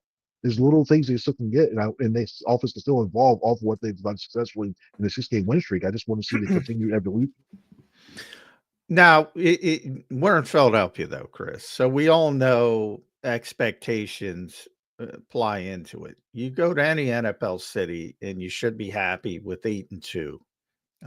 In this city, it's kind of expected after 9-1 and 9-1. Now they're 8-2. They were supposed to have not a top 10 offense. They were supposed to have the best offense in football with this all-star team. They were supposed to be better than Kurt Warner's greatest show on turf. They were supposed to be all these things, and they're not. Is that unfair? Is that unfair to point out that this passing offense just isn't that effective, despite having A.J. Brown and DeMonte Smith, and you know the list. Go on down the list. It should be effective. Well, I look at the 9-1 thing, and I look at of the 8-2, 9-1 thing, if they should be 9-1, thanks to that decision against the Atlanta Falcons, going to come back to bite them for the second seed, make them just 2 instead of 1. But I look at that and say, the one thing I fell in this trap too, and I was one of those things where I thought I forgot about the learning curve. I really did. And I'm looking at the first, like, oh, they should go out first game, second game, everything should be rolling, what have you, things are going right. It's just not, a lot of times with these offenses, it's not the case. And I fell in that trap. You can look at that way too. Teams you can go with the best intentions that you can. You can go with the best intention with this offense and go, oh, they can put up 400 yards each game, and they can run for another 50, 60 or Saquon. No, that wasn't going to happen on that one because you got Saquon Barkley. But I think it's one of those things where I think they're still a very good offense, and I still think they're, if anything, looking around the league, especially after watching Sunday's game, they're a lot further along than I think a lot of teams are in this league anyway. You can't look at other teams. We don't do that here. But yeah, I think overall, like they're not the best offense. We obviously know as of right now Detroit is, and they're that fast track. And they just all right. Well, real quick, because I think you're right on the learning curve. I think that's fair. What the hell is Vic Fangio doing? There's no learning curve. That's just off the charts. I think it's more of a malpractice we saw on the side last year because they had some of the pieces here, probably a better defensive line than we saw overall. The defensive line overall. But yeah, I think that was the biggest thing. I think it's more of a malpractice by Sean Desai. So Fangio, I think he simplified the terms. He's making it easier for these guys to learn the system, even though it's a lot harder. And I think you got to get a lot of credit to Christian Parker. He's a really good thing too, like developing. So I think that was more coaching last year. Especially on the defensive side, they were just giving up. All those chunks is almost like, okay, we know they're going to get about 20 yards, 30 yards, 40 yards on this thing. Yeah, that's what happened there. So I think that was more. So you're not worried about Sean Desai giving the Rams an advantage? I know this is wrong. Sean's a very nice guy. He's very fair for us. I think it might help the Eagles situation. He is a very nice guy. Yeah, well, I don't know. As bad as he might have been last year, I don't think they should have moved on from him at 10-2. No, I think Matt was worried. Oh, that was wrong. Yeah, that was a dumb move to do. Anyway, I digress. Chris, how sold are you on the linebackers, man? I mean, Zack Baun, is this something he can sustain? Is this something that's naturally going to fall back to earth a little bit? Like, have you seen enough from Zack Baun to say, pay that man, that's a top linebacker in the league, or you still have your doubts? I'm 90% there of paying him an extension. The thing I want to see is now, giving up the weather's about to change, giving it about to be real colder, how he plays in between the tackles against the run. Because you're going to see a lot of effectively now. Everybody's throwing the ball, slinging it around like, okay, it starts to get a little bit colder. You got to go back down the ground game and be effective. And he's not the biggest guy in terms of being an off the ball guy. That's the only thing I want to see. Otherwise, yeah, he's been better. He's exceeded all my expectations. I thought he was just going to be an edge rusher, and if he's on linebacker, it'll take him some time. But now I look at the fact that he can play in space. He's generally a sure tackler on the outside. Yeah, I'm at the point now when, will I pay $10 million for him? Or will the Eagles pay $10 million for him? That's the remains key to be question. seen. Yeah, that's the key. Because we know the Affinity for all four linebackers. They need edge rushers, not just one. They need edge rushers because he needs a free agent. You gotta correct the Bryce Huff thing that's going on right now, and you can address one of them with the draft, but it's still a crapshoot. And then there's still so much they can do with that one. But the way that Zack Baun has given life to this defense, especially the second level, him and Kobe Dean, look at the way he's stepped up as well. You look at the way that life, you expect that. This is the last time the Eagles have had a 3-layered defense that's been decent since probably the early 2000s, and that's rare. That's for Oh, this come season. on. 2022, they were pretty good, Chris. They were pretty good, but I think it was more TJ Edwards. Kaiser White was decent, but it wasn't. But we were No, talking about well, him yeah, like it we was were more about that. That was TJ. true. Yeah, more TJ. Yeah. But they were I'm looking at good. the whole complete one. Yeah, they were they're decent. It's a lot TJ. Because I mean, I like Kaiser too. Like when it came a lot of times, I remember we were all talking back around that time. Like, okay, do they have enough? Is Kaiser the guy? Should they go look at somebody? Looking to shore that up a little bit around the time. No, And then he I'm left. with you. I think Kaiser was a little bit overrated by most, and I think TJ was underrated. Like TJ was the guy, but this twosome has been better. So, all right, I 2 questions about Zack. So we'll use your 10 million. Okay. The options are do what the Eagles always do, and that's like, all right, we don't want to pay a linebacker 10 million, and we got Jeremiah Trotter Jr. ready to take over. So we just put Jeremiah Trotter Jr. in there, and I put ready to take over in quotations. What would Chris Franklin do? 10 million or Jeremiah Trotter Jr. And what would Howie Roseman and what is Howie Roseman going to do? Jeremiah Trotter, Zack Baun, Give it 10 million. We know he's going to use that in negotiations. I'm really deep right here. I'm going to add one more guy in the draft, and we're set. But I think 8.5. I'd probably go 8.5, just because the fact you look around, you can't really find this. You've seen what off the ball linebacker can do in this specific defense, especially in the coverage area, and you've had Every issues defense, by the way, every good defense has a good off ball linebacker. Yeah, it's like I don't know how he's Fred smart Warner, guy. Roquan Smith, we talk about, the Eagles are undefeated with AJ Brown.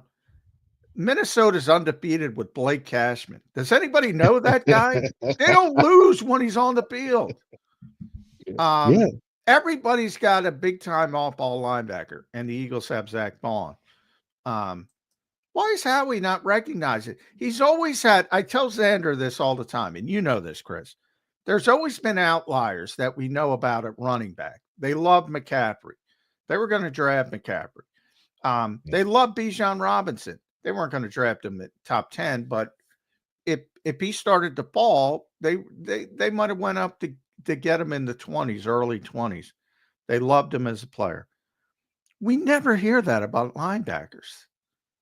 They never, there's no inkling, there's no whisper, there's nothing. Why? I think one thing we have seen, we also heard the same thing, they wouldn't pay a running back, and we saw that with Saquon too. So but that's why I said there's always been that. There's always been those guys that were exceptions at running back that we've heard of. There's no exception. There's never been that I know of that I've ever heard. There's never been an exception at off ball linebacker. Yeah, and you're looking at that, and because they build around the edges, because that's the important thing. They think when it comes to the edges, when it comes to edge rushers, cornerbacks, those are like those end guys. They value a lot more. But I look at it as in terms of maybe if they go 8.5, I go 8.5. Right, 2 years with option, third year option. I go 8.5. But how he might do it is we'll start with 6. We'll start with 6.5, 7.5, 6.5. If I'm a betting man, your linebackers next year are going to be Nakobe Dean and Jeremiah Trotter Jr. Oh God, John, are you kidding me?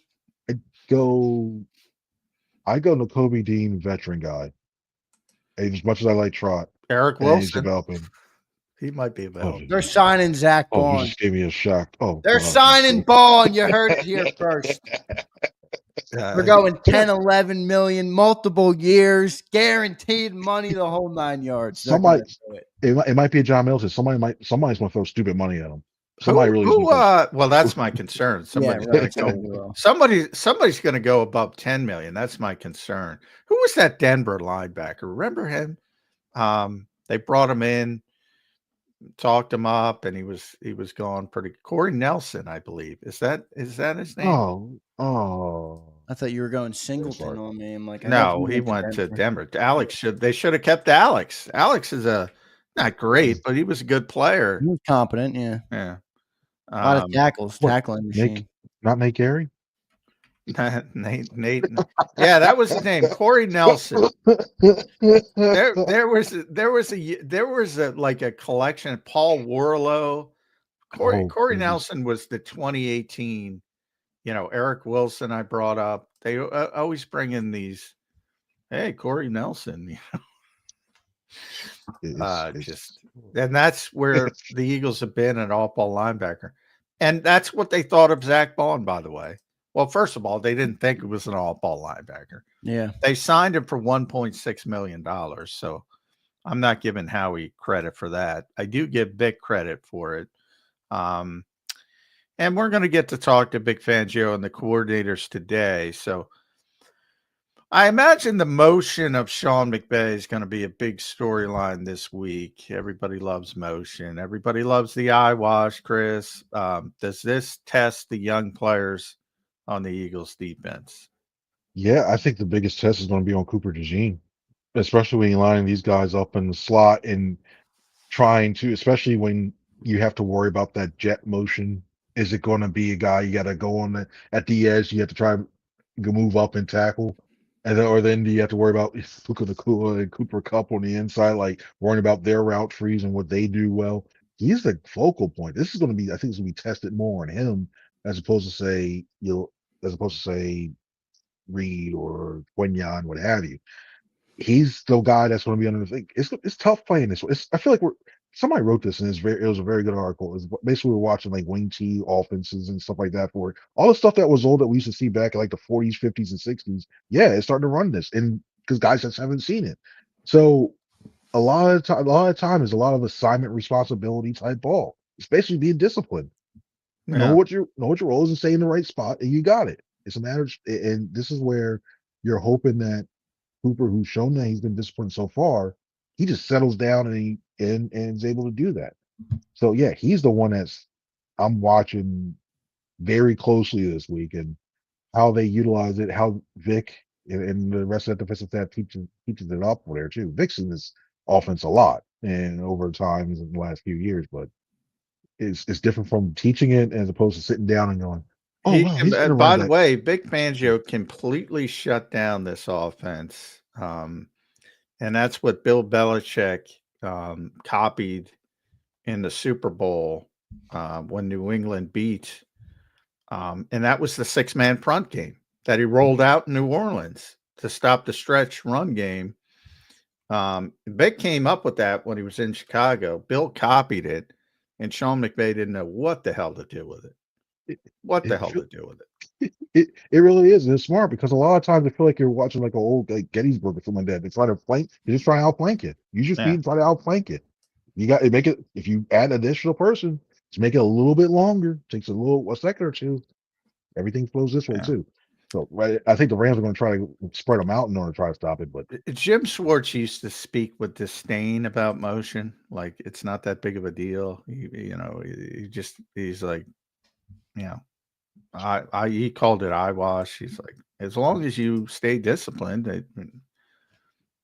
it's not a problem. I get a feeling you're going to hear the same thing from Vic today. Pretty much, stay disciplined, not a problem. Yeah, in his brash way too. It's not that bad. It's all right. We could do this. I love the way Vic speaks. For you. or get a pause like, no, and it really is just making sure it's assignment straight ball. That's all it is. You just got a lot of trust. And one thing is we've heard a lot of this during this streak where defenses learn to trust each other. Where defense knows, okay, this guy's going to do his job. That's going to be tested this week. It's really it's going to test it. You just hope that if they do break one, that the other guys are just going to go, oh well, I got to overcompensate for this guy. Hope there are going to What be it's a all couple of plays to about. beat them. Yeah. There are going to be a couple of plays to do it. Sean McVay's probably going to lose some sleep thinking about that game and that Super Bowl. We'll see if Vic rolls out the 6-man front. I doubt it because he's not. He probably thinks, it's one of those things where Sean thinks he's going to roll it out. So probably not. But that's the beauty of Vic Fangio. Look, the Honest NFL is a great follow on Twitter. The Honest NFL. He pointed out, look, he didn't play a snap of man coverage in that game against Washington, Chris, until the 8th drive. The entire game, they were in zone, forcing Jaden Daniels to play quarterback. And it worked beautifully. Mm-hmm. And he comes up. He's got that Belichickian ability to come up with different game plans each week that take advantage of what the opponent does. Boy, I know everybody wants Saquon to be the MVP, Zack Baun, the great story. Maybe Vic Fangio is the biggest story of all. Finally getting him a year late. I think him and Ben Johnson are going neck and neck for that assistant coach of the year. I really think they're going neck and neck for that because Ben Johnson's, I think he's going to win it running away. He's going to win it. Yeah. Everybody loves offense. Exactly. But when it comes to those second and third votes, I think Vic will get enough to wind up being second just for the job because everybody's going to look like, you took that defense that looked like that last year and all of a sudden you're looking good? Yeah. All right. Well, that same line of thinking is why I think they're going to pay Baun because I think Vic Fangio has instilled, maybe a seat change in Howie where it's like, this guy did this with this. I'm going to give him what he wants. So it's one thing if you get a 15th ranked defense, you're like, okay, I'm going to do it my way. You're the new guy. He takes this defense to 1, 2, 3, top 5. Howie's going to be like, all right, I'll give you some players. Who do you want? I think that might happen. Yeah. And then also I'm looking at this matchup like playing all that zone against Jay Dan makes sense because you wanted him to think about that zone. And also, you got all the players looking back at the line of scrimmage because everybody knows how he can run. Everybody's looking at him. Okay, they see him starting to scramble. Okay, they can adjust and help in run support. This week, you can't do that this week. Yeah, I wonder if they do more man, and I wonder if they do more. They roll the safeties up a little bit more because Stafford. Because we saw how Jalen Carter plays. And we saw last time he played against the Rams as well, too, how much of an impact he had at times. So I wonder if you look at it as one of those things where he tries to get the ball out quickly, 1, 2, 3 out, 1, 2, 3 out, maybe throw a couple blitzes behind him and try to support it if they try to go against that. Because we know Stafford is not Jaden Daniels in terms of his mobility. No, it's the exact opposite. You don't want Matthew Stafford playing quarterback. That's exactly what you don't want. You want to speed him up, get him off his spots. If he's playing quarterback, you're in trouble. Because he can make every throw. And he knows what he's played a long time. He knows, and that's the beauty of Vic Fangio. Yeah, he's going to come at it a different way, and he's going to try to speed him up. And he might see a little bit more blitzing. He's down to 18.8%, by the way, Chris. 29th in the NFL when it comes to blitzing. Why couldn't he be like the Dolphins last year and blitz like when he was the 7th lowest? Now he's down this low. I'm waiting for that argument. Yeah, he doesn't blitz as much as we need to. Yeah, you get that all the time, but only when it's not successful. Tough to complain when you're at the top of the NFL like the Eagles' defense is right now, and that just tells you there's a lot of ways to play defense, a lot of ways to win games, a lot of ways to play offense. Chris Franklin knows them all at C Franklin News. Make sure you follow him on the X platform. Read them at NJ.com. Coordinator. Are you a Blue Skyer, Chris? I'm seeing I'm everywhere. I got Blue Sky, I got Threads, I got Instagram, I got X. Dude, how do you have time? I'm not leaving X. Everyone's like, I'm leaving because of Elon. I'm like, I don't give a shit about Elon. I care that the audience is here. Yeah, the most people, and I don't have enough time to keep up with freaking X. I know. I don't know how you guys do it with 77 different platforms. Yeah, that's true. I go where the people are. That's where people want to read there. I go Blue Sky. Yeah.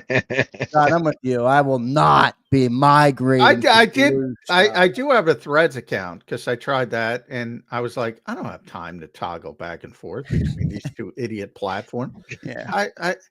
I will Yeah. give you a warning.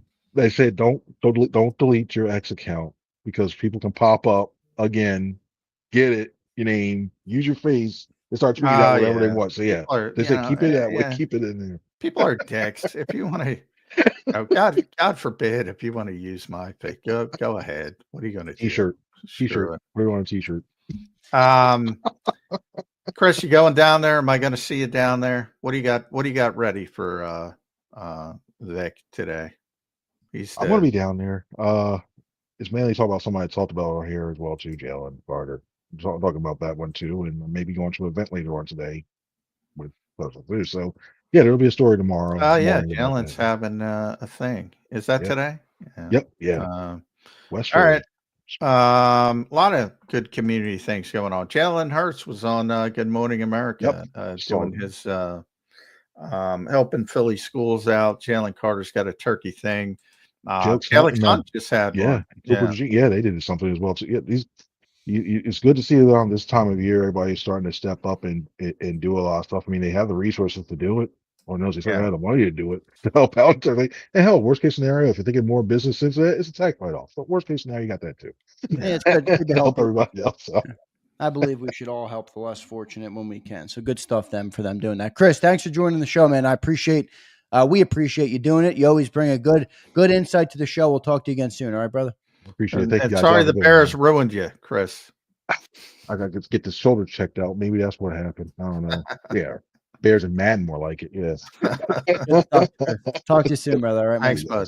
Yeah, good stuff from Chris Franklin here on Birds 365. Love talking to Chris. John, we got a couple super chats we'll hit before we get out of here. It feels like a good time to mention as we talk about giving back a little bit. We do a big coat drive. My dad's been running a coat drive for 20 years. I think this is year 21, if I'm not mistaken. And he has given over 300,000 coats to the less fortunate, to veterans, to homeless in the shelter. So I'll be organizing a collection on the YouTube. You got to be local, obviously, because we'll pick up the coats. So if you're in the Philly area, definitely let me know if you have a slightly used or worn coat. We will do a coat drive. It's one of my things of growing up is I always remember when winter comes. My dad had a car full of coats, and he never drives by a homeless person in the city without giving them a coat in the winter months. So Krause's Coats, it's called 300,000 coats. And more. I'll be giving you more information on that. Hopefully I can collect some coats from the great people of JAKIB Nation. Appreciate everybody for their support as always. Let's go to our super chats, John. Look at this one. Marcel with what's that, a Porsche? I love a Porsche. Marcel says, John McMullen University. I'm learning every day. Oh, no, there's a T-shirt. Now that yeah, but Stoutland. Yeah, I have the I like that one. John likes that. I like that too. That's good. John McMullen University. Maybe John. Maybe when you hang him up and you retire, we'll launch a John McMullen School of Football. It's got to be Johnny Mack University. Yeah, no concussion protocol. Nobody allowed. No concussion protocols allowed. No, I appreciate that though, Marcel. Yeah, no, cool comment, Marcel. Thanks, brother. Nick Gonzalez says, Cilio said, Angelo said, we can't win the big one with Hurts and his numbers aren't good enough. John, what's your take on that? I don't know. And didn't Angelo say they were going to win 3 games? 5 games. Yeah. I mean, maybe stop listening and don't stop listening when he's on Dan's show, but maybe understand that there is hot take people and, Yeah, clearly a hot take. And the team's got 8 wins through 10 games. I mean, 5 wins there. Come on, Angelo. Come on. He's a good entertainer, though. You got to give him credit. That's what he's doing. That's what he's doing. That's right. Yeah. So Dante checks in. Dante checks in. He says, I can't believe we have a top 5 defense. Eagles really found a diamond in the rough in Zack Baun. And was this Howie's best draft? Early returns look good on this draft. I don't want to go there yet. I think you got to get a little bit more way time. Too early for that. I mean, what was it? The Jordan Mailata draft was an incredible draft if you look at it long term. But yeah, I mean, it looks very good early on, but I mean, you got a long way to go. And that So the 2018 draft, they traded down and they got Dallas Goedert in the second round. They got Avonte Maddox in the fourth round. They got Josh Sweat in the fourth round. They got Matt Pryor in the sixth round. Even Matt Pryor had a long career in the NFL. And then Jordan Mailata in the seventh round. Yeah, Pryor went to where? The Colts after us? He went to a couple different teams. He was with the Colts, yes, 49ers, but he's played like 85 games in the end. He's been around for a long Pretty time. impressive. And I know nobody likes Maddox now, but he was successful. Oh, he's a very good player. Very good player for this team. Goddard, Sweat, still playing at a high level. Sweat may be the pick of that draft, though. No, Mailata's the pick of that draft. Oh, yeah, Mailata. Shit. Dallas Goedert's you could argue, well, Sweat, you could argue Goddard, but one of them, Sweat's probably the third best player in that draft. That's a good draft. Yeah. That is a good freaking draft. So, and then even if you want to go to 2021, where your top three right off the bat are Devontae Smith, Landon Dickerson, Milton Williams. That's a good draft. That is a big time draft. And then you still have Kenny Gainwell, who's still contributing. In the past, Zach McPherson before the injury was a good special. Marlon T helped, is still in the league. Patrick Johnson helped. That's a very good draft. So very early on, it looks good, but I'll tell you what, that was 2018. That 2018 draft is going to be tough to touch. And he didn't have many picks in that draft because of like the Wentz stuff, right? Yeah. So and they all hit. I will say this is my moment of eating crow because early in the year when the Georgia guys at least weren't playing well, I put a little bit of a target on Howie. I said, "Come on, Howie, he's got to take some of the blame for this." And as it's played out later in the year, some of these guys look like they're really turning the corner. Here's a list of 13 draft picks in the top 3 rounds from 21 to 24. You guys ready for this? I mean, and this is where Howie deserves a lot of credit. Devontae Smith, Landon Dickerson, Milton Williams, Jordan Davis, Cam Jurgens, Nakobe Dean, Jalen Carter, Nolan Smith, Tyler Steen, Sidney Brown, Quinyon Mitchell, Cooper DeJean, and Jalen Hunt. I mean, there is not a bust on that list. Maybe some of you will call Jordan Davis a bust because he doesn't play enough. Remember how things change quickly because I know. Everybody labeled Nakobe Dean a bust. Now they're labeling him not a bust. Well, everybody labeled Nolan Smith a bust. He has not hit the level of even Nakobe Dean. Tyler Steen hasn't played really. He's okay. Sidney Brown hasn't played really. There's some question marks there, but overwhelmingly, that's a pretty good hit rate for Howie Roseman in the top 3 rounds. Well, my point is they're all not going to hit. All those young guys are not going to hit. There's only a couple left. I mean, they still have to play. Tyler Steen, I think he's been good in a limited role. Sidney Brown, we don't really know yet. Jalen Hunt, we don't really know yet, but at least he's doing something in year 1. So Howie's done pretty well. I'm not going to criticize Howie. Yeah. And by the way, when you're picking it in the top 10, you should hit, and he hit with Devontae Smith. He hit with Jalen Carter. He hit with Quinyon Mitchell, and he's not top 10, but Jalen Carter. The jury's still out. Cam Jurgens, great pick, and people were losing their minds. That was a great pick. Nolan Smith, jury's still out. I wouldn't. I'm not crowning him yet, but I wouldn't spike the football there. It doesn't look like the bust it did at this point. 8 weeks ago. No, he's a contributor. He's contributing a little bit, which is good. But and Jordan Davis again, it depends on your definition. Which could easily be argued one way or the other. By the way, James Carver checks in. John, I know you got to run. You got to get down there. James Carver says Eagles better pay Baun or his next team will be chanting "Thank you, Eagles," like we did with New York last week. Keep them for sure. I'm with you, Carver. I think I don't know if they're gonna. It's easy, it's easy to say that. But again, if Zach wants to bet on himself and somebody wants to go to 12, 13, 14 million, if he continues to play at this level, it's not as easy as it may seem logically. But, a lot depends on him holding up, him betting on himself, and, obviously from an Eagles fan, it's sort of a catch-22 because you want him to continue to play at this level. But if he continues to play at this level and bets on himself, he might price himself out of the organization. Real quick, one more, Johnny Mac. Good stuff there, James Carver. Seth checks in. Sirianni deserves an extension. Sorry, chat, put that in the facts. Be happy with what you have because it's not going to last forever. If you want change, go be a Panthers fan. They change coaches every year. Look at that. Well, yeah, he's Seth's 100% right. I mean, the guy's record is the guy's record. I mean, they're going to extend him too, by the way. Well, they should. How many more years do you have in his deal? One more next year? Yeah. No, they extended him. I believe. That's a good question. I'll check into that. I believe they extended him already once. But I'll check into that. Yeah, I mean, his record's his record. It's insane. We even talk about it. It's insane. I get the collapse last year, but now you're over the collapse. Yeah.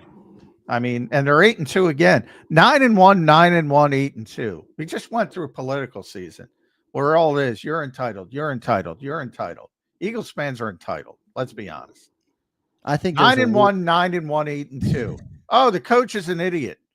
McAfee did a skit where Nick Sirianni was on the good. show. That was a good skit, man. That was funny. It's I mean, what the fuck are we doing here? That's not good enough. And it's always, but it's because of the talent. Well, what do you want him to be? 10-0, 10-0, 10-0? But then it's not, when the running back that everybody wants to be MVP drops the football and loses a game. Oh, it's not on the running back. I got that guy this week. Oh, that wasn't a layup. What the fuck? It wasn't a layup. Oh, we should have run the ball. You're entitled. I'm talking to people. I'm not talking to Seth. I'm talking to the people who think you should be fired. That is ridiculous. Those people should go underground. And they are underground for the most part now. But the minute they lose the next game, whether it's the Rams or the Ravens, they will be back. Nick's a little bit of a weird guy, but he's our weirdo. And you know what? I think the Eagles organization likes it, John. I think they like him being the lightning rod, taking a lot of the attention, nobody's talking about Howie. Nobody talks about Jeffrey Lurie. It's just all Nick. Oh, yeah, that's part of his job. That's part of his job. We talked about that earlier. All right, we got to run. Johnny Mac's got to get down there for coordinator day. John, good stuff, brother. I'll let you get out of here. All right, thanks, everybody. All right, good stuff, everyone. I like that. JMac University. Work on those shirts, Zander. Yeah, JMac U. Many are calling. One guy said JAKIB A&M for asshole and McMullen. Vasilio and McMullen. I like it. You got some good stuff in the chat today. John, good stuff. Thanks, everybody in the chat. Hit that like button on your way out, and we will catch you tomorrow morning on Birds 365. You've been listening to Birds 365, the destination for the passionate Eagles football fan who bleeds green. If it's Eagles football, we're talking about it. Debate, inside the locker room, and guests that are some of the greatest football minds from around the region. We hope you enjoyed the show. We know we had a blast. Make sure to like, comment, and subscribe, and we'll be back soon. But in the meantime, hook up with us on social media at JAKIB Sports. See you next time on Birds 365.